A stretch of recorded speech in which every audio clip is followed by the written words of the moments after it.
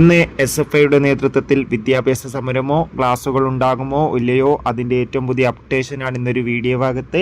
വീഡിയോയിൽ കൊനുമ്പേ video like ചെയ്യുക, channel subscribe ചെയ്യുക.